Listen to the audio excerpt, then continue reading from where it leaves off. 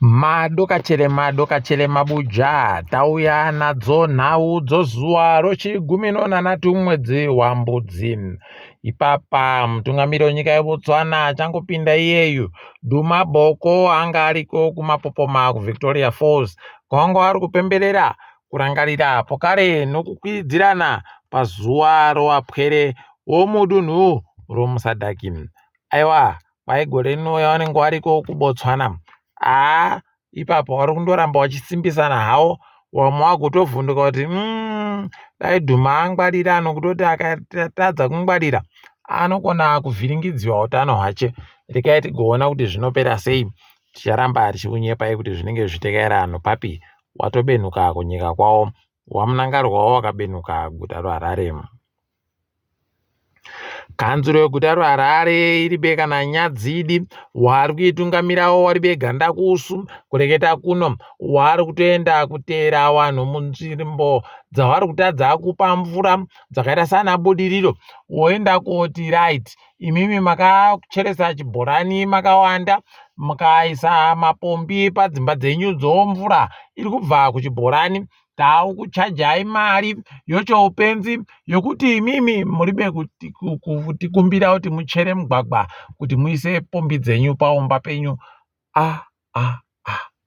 Wari kutsvaka mari nodemo, kutsvaka mari zvinorwadza. Ipapa wagotonyorera mumwe tsamba kuti tiri kubhadharisa zviuru zvinosvika 13 pokare nomazana masere, $13,800 mabuja kwaiyo choupenzi. Makambozviona kupi zvakadando izvo? Kuita hwai ikweyo. Ime vanhu vavo vanejarira, mushobo wavo wakanyanya kuita kujarira vanhu. Rekai tigoona kuti zvinopera sei, asi rimwe zuva mumwe achazviruza basi. Kwai pachikorocho panyakuchena kuri kunziko kuno zviri kuitika ikweyo zviri kutadza kuzikana kuti zvii. Wamwe wagoti pano usatani huripo, wamwe wakati peno pano varairidzi vari kuita kushinha kuwapwere, wamwe wakatiwo Zimbabwe wakatsamwa wakubata wapwere. Paribe ari kuziva kuti chii chiri kunyatsa kuitika ipapo. Rekai tigoona kuti zvinenge zvipera sei. Tinoramba takandolinga nokutoti wamwe watoti ipapapa kana kuti wapwere wachitande kuenda kuchikoro paakutovhiringika chaiko. Rekai tirambe takaringa, tinenge tichikunyepai kuti zvikutekaira anhu papi.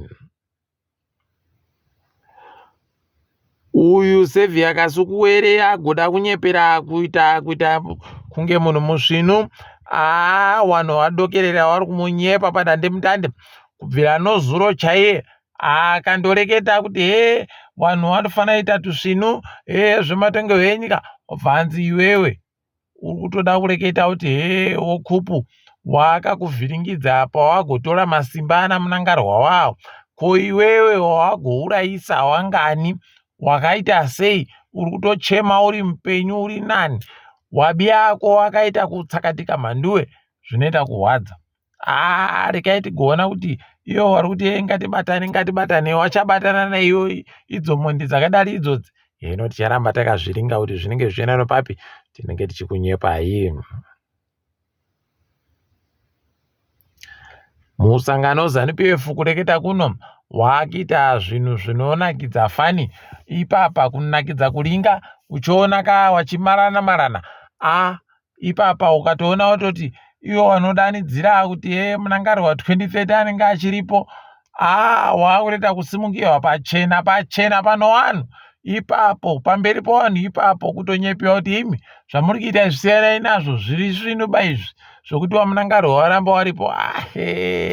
Haidi chaikuda kana chokuramba anoita masvanhu ngongonya chaiko. Rekai tione kuti zvichapera sei. Asi ukaona wamunangarwa wakurambiwa nobato rawo woziva kuti zvamumhera kuchinja, zvamumhera kuita zvakanaka. Ipapa rekai tirambe takazviringa tichindopuruzira manjamu. Akamboita gurukota hurumende Dzingai Mutumbuka ari kufara chaizvo kuti atumburwa munzwa wanga amubaya ipapa wokutorehwa imba yache zvisiri pamutemo, kubirwa nemagororo chaiwo. Zviri kutorwadza kutoti papedza kuti waziva kuti imba yache yange yabiwa zvisirizvo. Ipapa paribe kana chiri kureketeka kuti chiri kuitika kune wangu waba imba yacho kureketa ototi pano wakuru wangu watorimo mudhiri racho akatozopona nokutoti munhu akambosenza kuhurumende anoitawo vamwe vanonge vachiri mugwira utsitsi kuti murume akaita tusvinonguva yaaisenza kuhurumende. Ukaona zvazvinodaripa muti munyoro ko kuzoti kwatiri isusu wakaoma unobva waita kusesengeriwa badzi rekai tirambe takazviringa kuti zvinoenda nopapi tinenge tindokunyepai.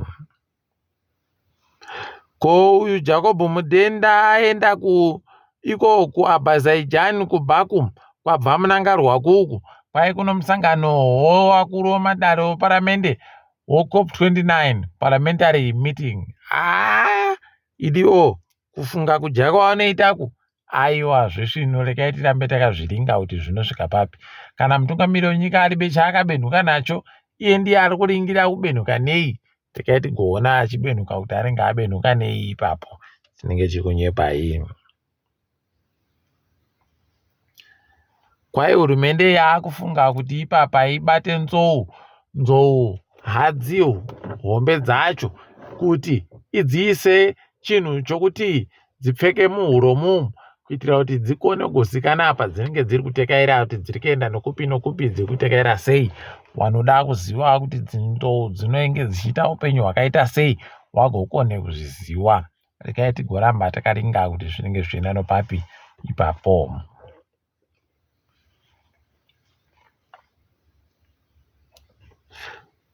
WoZimbabwe Power Company kwai nyasi tabika magetsi ari kupfuura churu chibodzi no180 anosere 1188 megawatts pachirungu.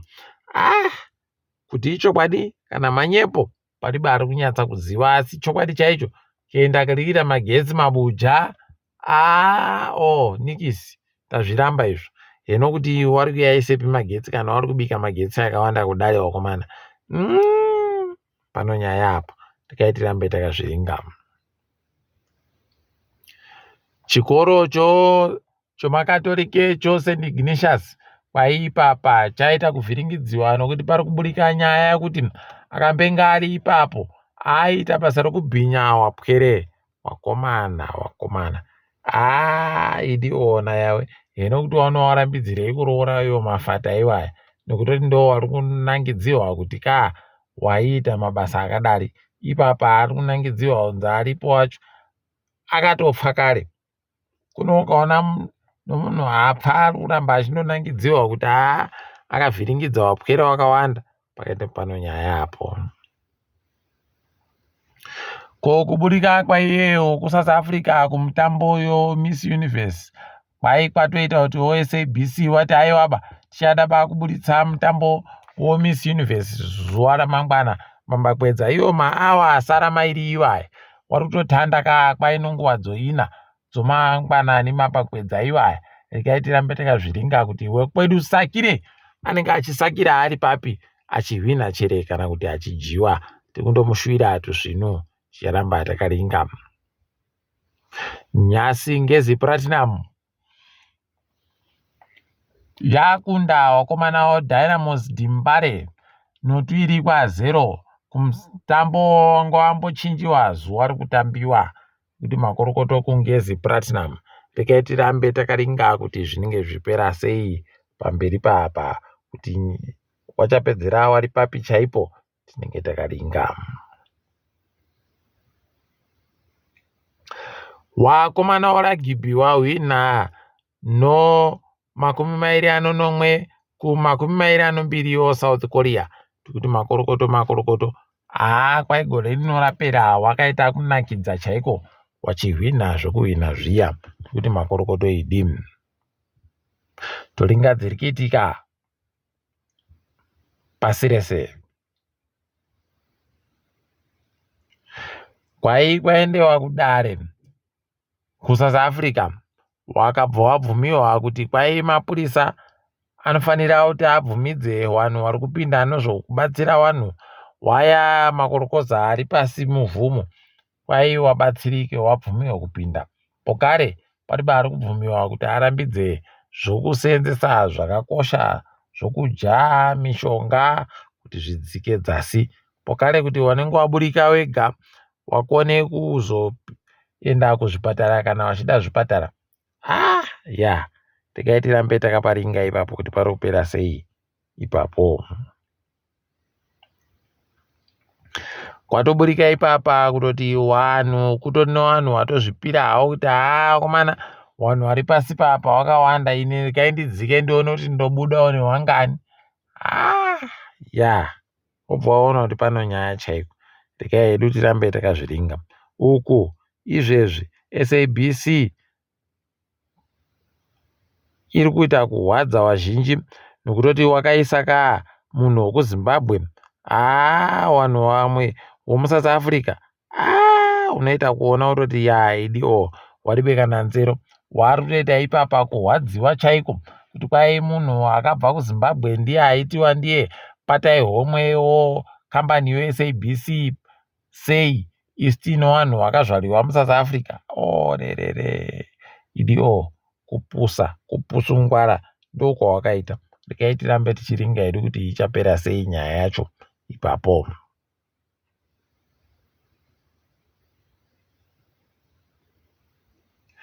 Kwai Mozambique yati kuchiriba vanhu varobvumiwa kuita zvokuratidzira masondo ari kutera yaya. Regai tirambe takaringa kuti hurumende wachaipedza wari papi uye wakamira sei. Tinenge tindokunyepai.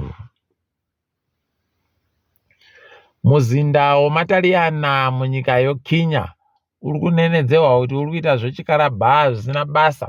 Kwai ipapo wagotorambira wapwere vari kuenda kumutambo wotsoro yechirungu chess pachirungu.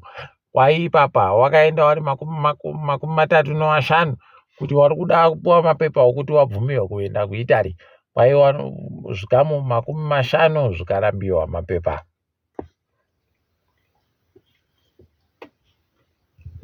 Ndipo unobva watoona kutoti pano nyaya vanhu vava vanoita kujairira chaiko. Regai hedu tirambe takazviringa. Kwai mutambo waMike Tyson naiye Jake Paul wahwadza wazhinji. Wanga wari beuringira kuti unenge wakaita kupusungwara kudaro. Regai tione kuti zvinodini. Peno ndokuchembera asi aiwa vanhu vanga vari kundotsvaka hawo mari. Unotoona kutoti wakareketana wakanyepana kuti iwe ngatirege kubamurana shamwari. Kukakaritsana uku ngatikuite kushoma. Nokutoti aiwaba zvawairatidza panguva yawaitsvaka yawainadzirira nozvawakaenda koita kutosiyana chaiko. Regai hedu tizvione kuti zvicharamba zvakadandochere kana kuti zviri kuchinja. Mitambo yoragibhi, wakomana waNgirande wajiwa newakomana weSouth Africa. Mutambo woragibhi no 25 20-29 pachirungu kuti makorokoto. Apawo pokare kunyika yeSudan kwai zvombo zvabatiwa ipapo, zvombo zvakanhadziwa nonyika yeFrance. Ndipo munotoona kutoti sei hondo iyi isiri kupera wakomana, nokutoti kuna ananyamupini wakapindira munyaya dzacho. Regai tirambe hedu tichiringa kuti zvichasvika papi zvakadandoma. Tiri papo mabuja sondo rino aiwa tagwada mandini wenyu mhanduwe onawo.